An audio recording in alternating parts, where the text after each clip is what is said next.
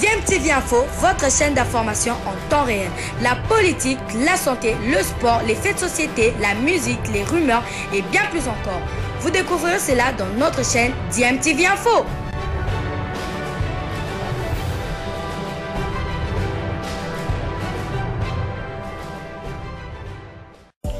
Vous êtes sur DMTV, bonjour ou bonsoir, tout dépend de l'heure à laquelle vous nous suivez. Tout plaisir est pour nous de vous retrouver, mais surtout de savoir que vous êtes nombreux en train de suivre votre chaîne YouTube DMTV. DMTV qui vous propose l'actualité, vous propose également des analyses et des réflexions sur des sujets d'actualité, sur des faits sociaux, tout simplement sur des réalités que nous observons ici chez nous en République démocratique du Congo.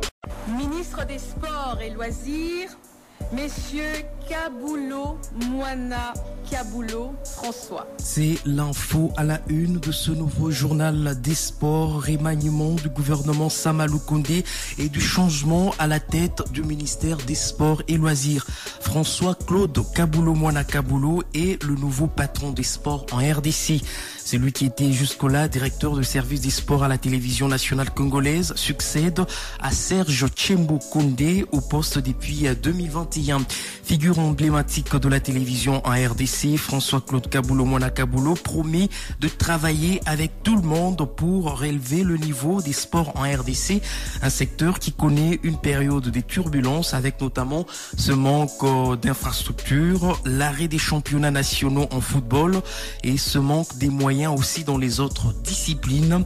Nous l'avons joint, en tout cas tard, et nous vous proposons ses premiers mots en tant que ministre. Il a voulu que ça soit sur Top Congo FM.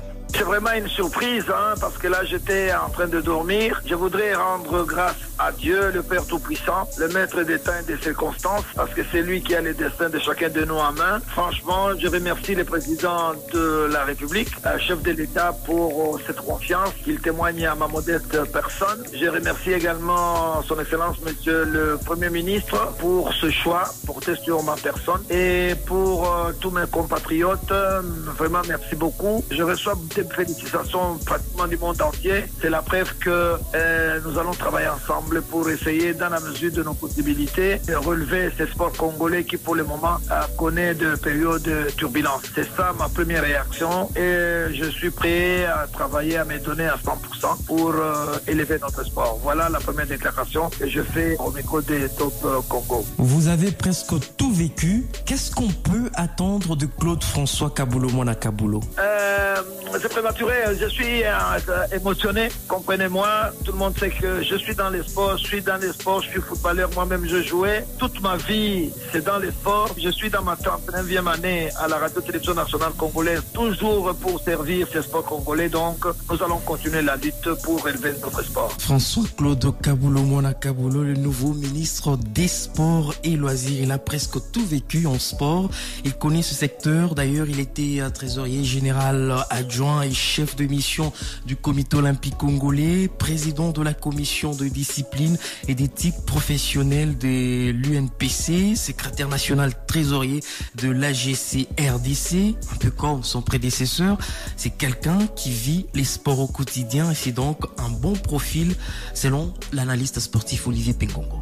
Autrefois Messie, aujourd'hui Excellence Kaboulo Moana Kaboulo, ce n'est pas quelqu'un que le monde du sport va devoir découvrir. Près de 50 ans de carrière de journaliste, il a tout accompagné. Aujourd'hui, toujours directeur de sport à la télévision nationale, mais surtout, même au niveau du comité olympique, il a œuvré pendant plus de 10 ans. Donc, c'est le profil, à mon humble avis, idéal pour essayer de réfléchir sur les questions qui rongent notre sport. Dernièrement, on a suivi sa sortie médiatique qui dénonçait certaines pratiques. Je pense qu'aujourd'hui, à la tête de ces ministères, il peut être l'homme de la situation. Mais les vrais problèmes, il faudrait qu'on les souligne déjà. La tâche ne sera pas facile. Le sport congolais est mort. Et pour ressusciter ces sports, il va falloir qu'il puisse vraiment appliquer des très grands remèdes. Et ça ne sera pas facile. Mais je sais que de par son expérience, mais surtout de l'accompagnement de tous les mouvements sportifs, il pourra certainement s'en sortir parce que il ne va pas découvrir les mouvements sportifs. Il connaît tout le monde. Il connaît d'ailleurs le jeu de tout un chacun. Il suffit de déceler les mal. Il pourra certainement invectiver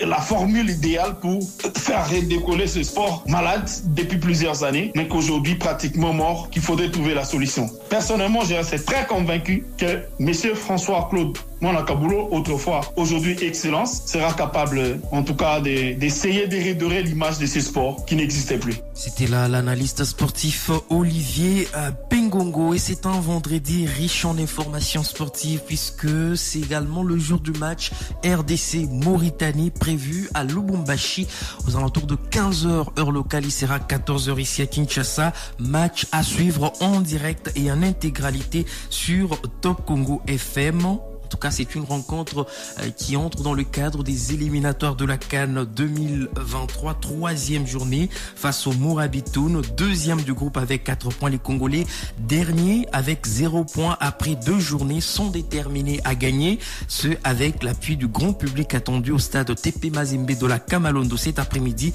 Le point avec notre envoyé spécial à Lubumbashi, Jonathan Massialangumba. Une année et 6 mois après, le stade TP Mazembe va de nouveau accueillir un match de l'équipe nationale senior football messieurs de la RDC. Si le stade n'était pas rempli face à la Tanzanie en septembre 2021 lors des éliminatoires du mondial 2022, il devrait bien l'être ce vendredi face à la Mauritanie en marge de la 3e journée des éliminatoires de la CAN 2023. En effet, un grand engouement est suscité autour de ce match à Lubumbashi. La preuve, le stock de billets mis en vente a connu une rupture quelques heures seulement après les débuts de vente. Certains billets achetés sont même revendus au marché noir à de prix élevés. Ici, tout le monde ne jure que par la victoire de Léopard, à l'image de ses chauffeurs. Je suis Léopard, nous devons gagner. Les Léopards vont battre la Mauritanie 2-0. Nous allons prendre 6 points en les battant à l'aller comme au retour. C'est réconcilier avec tout le public congolais après beaucoup de déceptions. C'est tout ce que les Léopards souhaitent. Mais pour ce faire, une victoire est impérative ce vendredi. Le capitaine Chancel Mbemba rassure l'opinion. Ce match est une finale pour nous. Nous sommes très concentrés. Nous demandons aux Congolais de nous soutenir et de croire en nous. Nous sommes capables de leur faire plaisir. Après avoir reçu la visite du gouverneur du Haut-Katanga, Jacques Kiaboula, mercredi, les Léopards ont été visités jeudi par le ministre des Sports sortant, Serge Condé, et qui leur a apporté un message de soutien. Vous êtes des professionnels, vous savez de quoi vous êtes capables. Vous avez le soutien de l'État, vous avez le soutien du gouvernement, vous avez le soutien du Premier ministre, vous avez le soutien du Président de la République. Vous aurez tout le public louchois derrière vous. Soyez concentrés.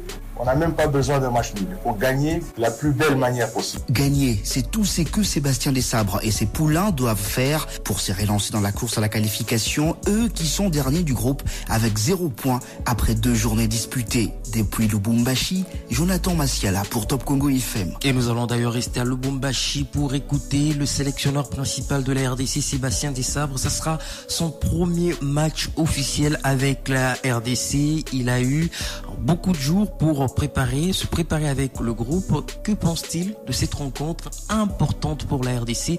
Nous allons l'écouter, il était hier en conférence d'avant-match.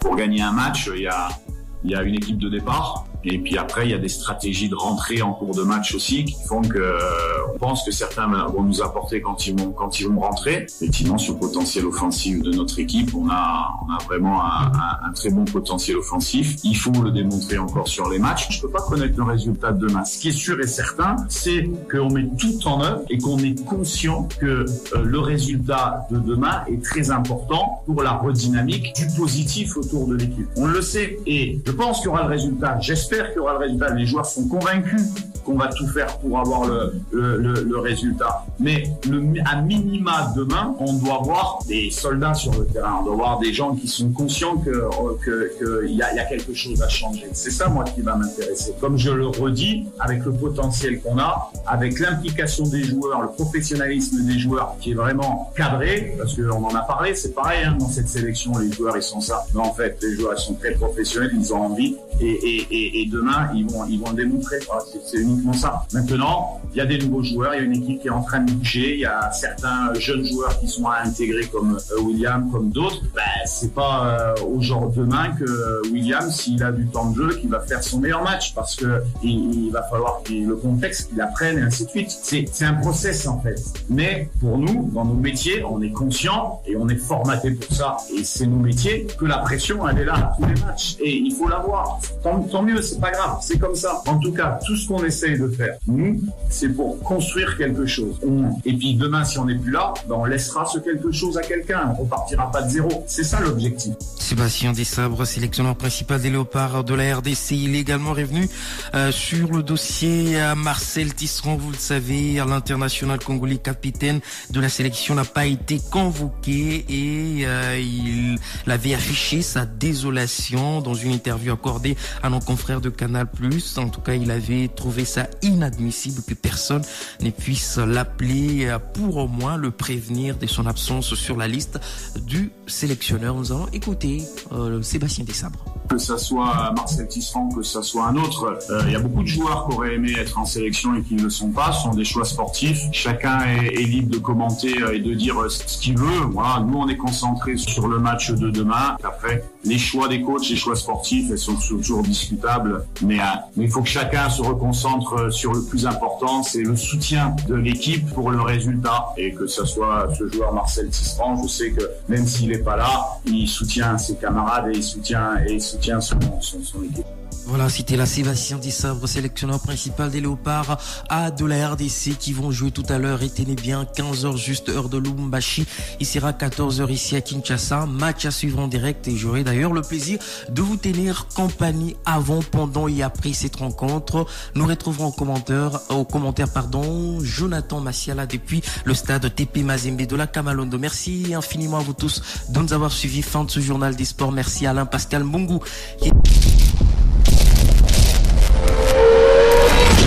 Bilile le Kamalobana Evele.